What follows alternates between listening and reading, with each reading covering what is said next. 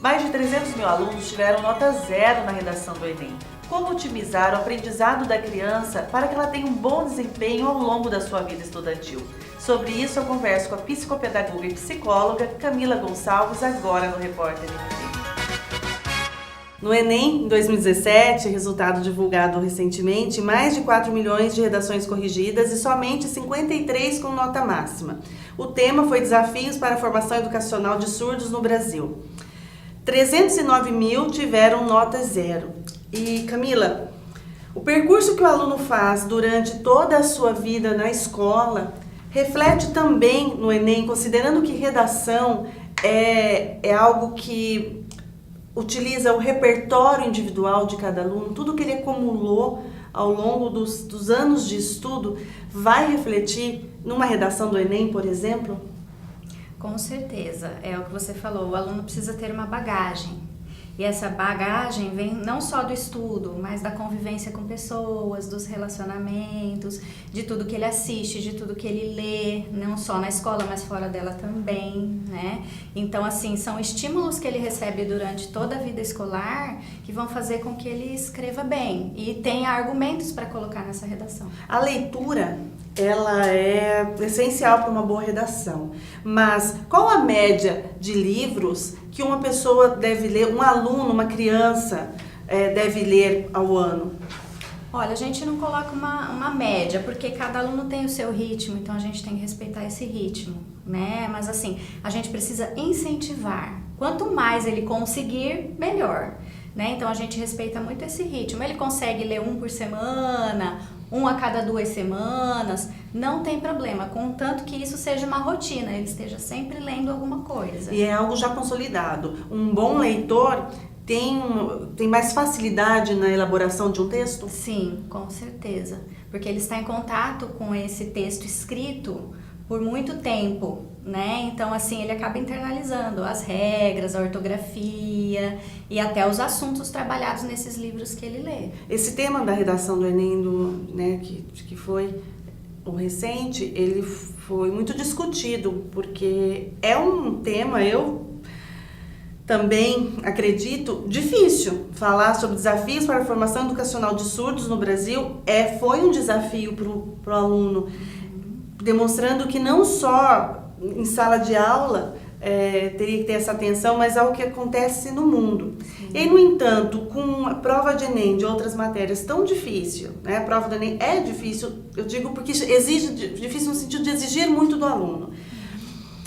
Como que esse aluno ele consegue ocupar o tempo dele, organizar o tempo dele, para que ele viva, que ele vá ao cinema, como você disse, que ele escute música e estude para ter um bom resultado? Uhum. Eu parto do pressuposto de que tudo tem que ter um equilíbrio, né? Eu não vou estudar 24 horas por dia, mas também isso não vai ser a menor parte do meu dia. Então eu tenho que ter uma rotina bem organizada para que tudo isso caiba nessa rotina. Mas com maior prevalência de estudo. Então, se ele tiver em idade escolar, automaticamente a maior parte do tempo ele vai estar envolvido em atividades escolares, né? A não ser que seja uma criança que não tem um acompanhamento de um adulto, um apoio para que ela esteja envolvida com essas atividades, né? Então, assim, desde que ela esteja na escola, a maior parte do tempo dela já é dedicada ao estudo.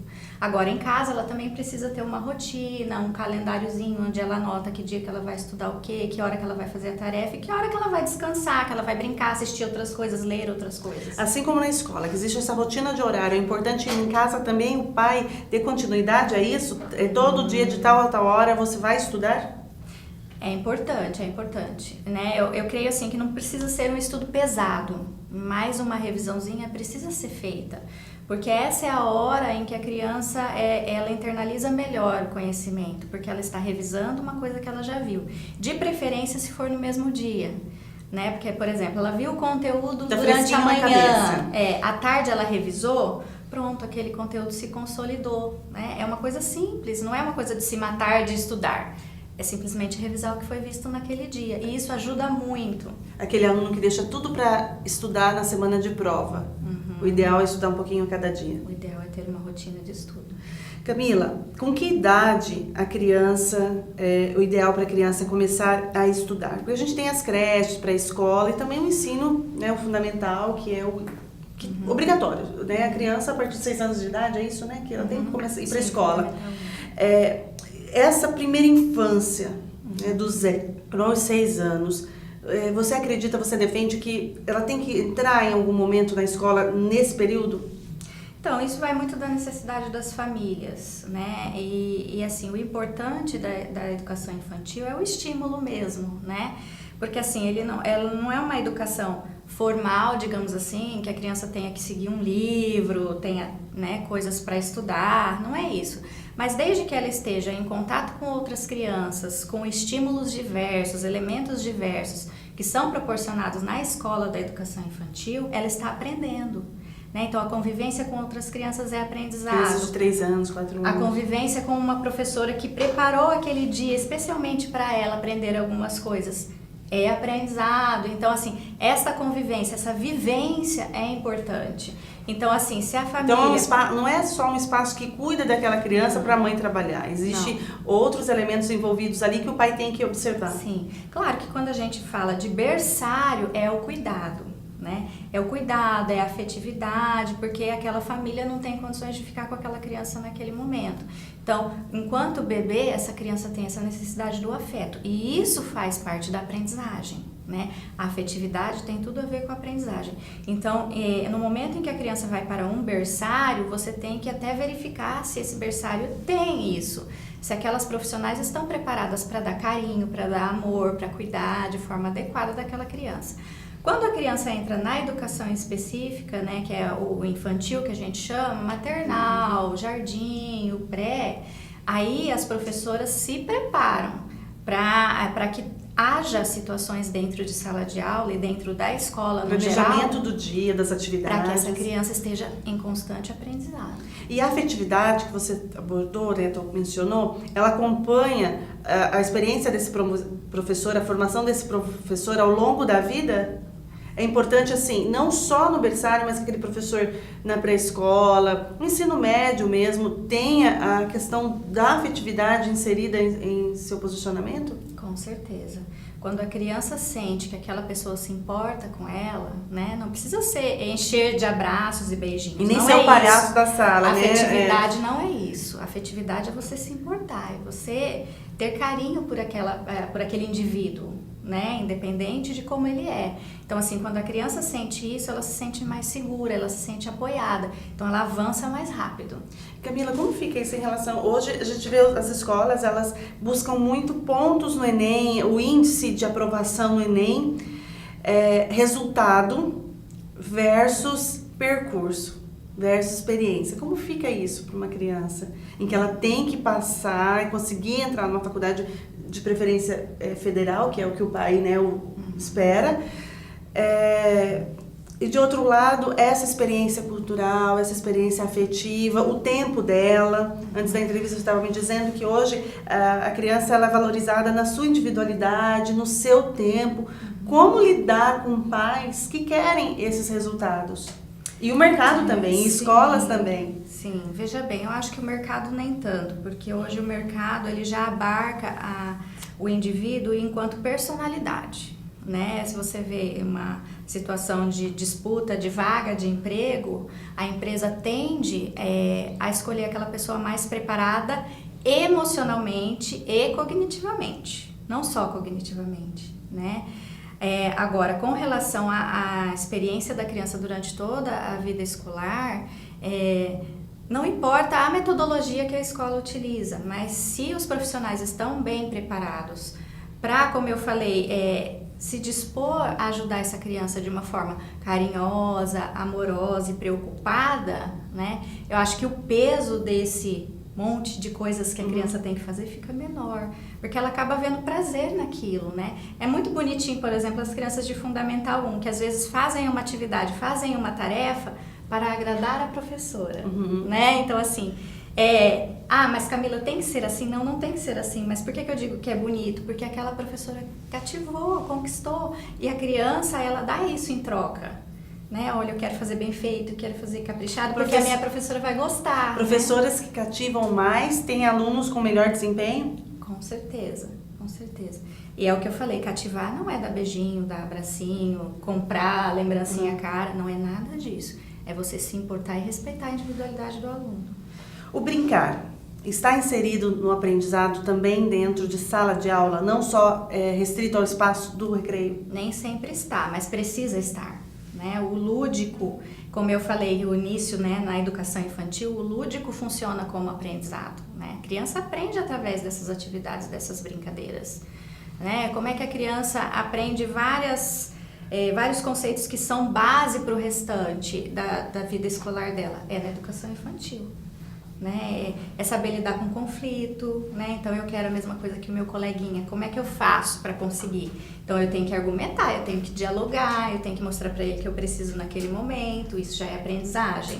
Eu vou brincar com massinha, eu quero dividir essa massinha, aqui eu tenho menos, aqui eu tenho mais, pronto, já estou aprendendo noção de matemática. Então, assim, tem que fazer sentido para a criança. Através do brincar, a criança desenvolve muitas habilidades que são base para o aprendizado. Mas é mais desafiador para o professor, né? Com certeza, porque o planejamento tem que ser muito bom, né? Porque, assim, antigamente o que acontecia? O professor estudava e dava uma aula expositiva.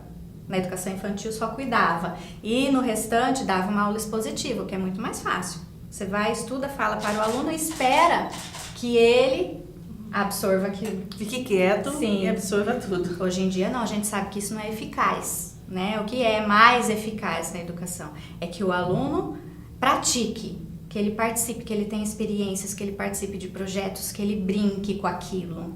E aí, nessa brincadeira e nessa prática, ele vai entender o porquê daquilo. E isso sim é um aprendizado significativo. E nesse dia a dia, professores, seja professor da rede pública ou rede privada, com tanta responsabilidade de planejamento de aula, de inserção de ponto de nota em sistema, existe tempo para essa formação, para a sua formação individual? É a mesma coisa que você perguntou do estudo do aluno, né? A gente precisa ter uma rotina estruturada, né? Esse horário eu faço isso, esse horário eu estou trabalhando, esse horário eu vou dar uma lida em algum artigo, em algum livro, esse horário eu vou dedicar a uma pós-graduação, a uma formação, o que seja. Eu tenho que inserir essas coisas no meu dia a dia, né? É claro que muitas vezes é difícil, mas se eu não me empenhar... o incentivo depois financeiro não vem na medida da sua dedicação, né? Em se aprimorar. Mas se eu não me empenhar, eu também não vejo resultado no meu trabalho. E o que é que é mais válido nesse trabalho? É o resultado, né? Então, se eu me proponho a dar uma esticadinha na minha rotina, fazer o que é necessário para eu dar uma boa aula, o resultado vem. E aí eu me sinto motivado. Camila, pais de hoje aprenderam de maneira muito diferente que o filho está aprendendo. Muitos pais, eles são de um tempo em que era necessário memorização, o baba, bibobu, isso tudo mudou. Como esse pai pode auxiliar seu filho nas tarefas escolares do dia a dia, sendo que aprendeu de maneira tão diferente? Uhum. Me conta o que mudou nesse conceito da aprendizagem. Eu não digo que mudou, eu digo que a gente foi se aperfeiçoando, né? Então, assim, antigamente... a metodologia que eu tinha era tradicional, onde eu acreditava que se a criança decorasse, ela estava aprendendo, né? Onde eu acreditava que se o professor falasse, a criança internalizava. E, inclusive, com a psicologia foram feitos estudos, pesquisas, e de alguns anos para cá, a gente foi entendendo que esse não é o melhor método, né? Não é a melhor abordagem. E desde aí vieram surgindo outras metodologias, outras abordagens. Mas o que interessa é você estudar, você pesquisar e perceber aquilo que é mais eficaz. Aquilo que é mais eficaz hoje em dia é isso que eu te falei da prática. É a prática vir antes da teoria. É o aluno construir o conhecimento e chegar na teoria depois. Isso é muito mais eficaz. Isso é um aprendizado significativo. Eu te lembro do Dill, né? John Dill, teórico, né? Do aprender fazendo. Uhum. Então, assim, isso é muito mais importante do que uma aula expositiva. E hoje em dia a educação está entendendo e está evoluindo, né? Então, assim, ainda existem escolas que trabalham o método tradicional? Sim, porque ele também dá certo. Nós estamos aqui, nós estudamos por ele, né?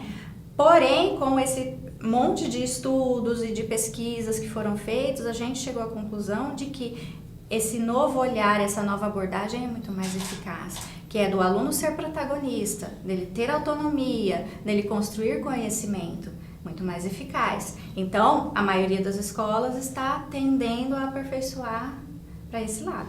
O aluno, antes visto como bagunceiro, problema da sala, também teve o olhar para ele aprimorado? Também através dos estudos, né, da psicologia, da pedagogia, descobriu-se que nem sempre o problema de comportamento do aluno era simplesmente uma bagunça, um não querer estudar, né? Nós descobrimos que alguns alunos têm, por exemplo, distúrbios de aprendizagem, outros fazem isso por falta de motivação, né? Então, existem problemas por trás deste comportamento que precisam ser analisados, precisa-se chegar a um diagnóstico que eu digo não a dar um nome para isso, mas a descobrir por que isso está acontecendo. E aí, a escola, juntamente com a família, tentar ajudar esse aluno.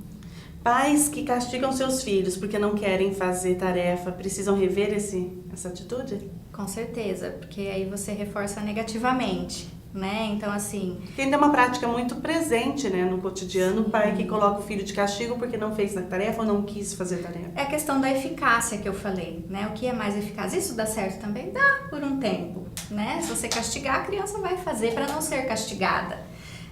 Mas assim, até quando a criança vai ficar motivada por conta disso? Na verdade, você não está motivando. O aprendizado, né? Então, fazendo assim, feitio daquela obrigação. O contrário, o caminho inverso é muito mais interessante. É você se aproximar da criança, entender o porquê da dificuldade, trazer ela para perto de você e encontrar caminhos para que ela goste de fazer aquilo, né? E quando você coloca uma punição, alguma coisa assim, ao invés de gostar, ela vai enxergar aquilo como negativo, então não vai dar certo. Camila, quais os desafios para trabalhar com crianças? Muitos. Quando a gente pensa em educação. Do lado dos pais, eu acredito que muita tolerância, muita paciência, entendimento, estudo, parceria com a escola, porque às vezes você não tem certos conhecimentos, mas quem está trabalhando com educação tem, então troca uma ideia, vai até a escola, conversa com a professora, com a coordenação, com a direção, para tentar resolver o problema, né? E do lado dos educadores, muito estudo, muita formação, né? Está sempre se atualizando. E o aluno é sempre a voz a ser ouvida. É o foco do trabalho, né? Eu acho assim, ninguém melhor do que a criança para dizer aquilo que ela precisa. Então, hoje em dia, por exemplo, a gente trabalha muito dentro da escola com projetos. Como é que surgem projetos? É o professor que diz, olha, hoje nós vamos pesquisar sobre a natureza? Não. Eu observo o meu aluno, eu vejo aquilo que ele tem curiosidade de saber. Dentro dali surge um projeto. Então, quer dizer, quem propôs o projeto não foi o professor, foi o aluno. E aí, em cima disso que o aluno propôs, o professor faz todo um trabalho de planejamento, que atividades ele precisa colocar, que materiais ele precisa disponibilizar para a criança chegar naquele conhecimento. Ele também não vai trazer nada pronto, a criança vai chegar, mas existe por trás todo um trabalho. Então, você defende que com estímulo, com criatividade, com essa motivação, um aluno ele tem mais chances de ter um melhor desempenho de uma redação no Enem como essa, por exemplo? Com certeza. Que a criança que teve essa oportunidade de estudar num ambiente propício e adequado, ela é mais reflexiva, ela interpreta melhor, ela resolve problemas melhor. O que é um tema de redação? Problema a ser resolvido. Se eu não sei resolver problemas, eu não vou conseguir fazer redação. Então, assim, esses problemas, eles surgem no dia a dia escolar. E os professores vão dando subsídio para que essas crianças trabalhem esses problemas, resolvam esses conflitos e, através disso, elas têm essa habilidade. Obrigada, Camila Gonçalves, ela que é psicopedagoga e psicóloga, minha entrevistada de hoje.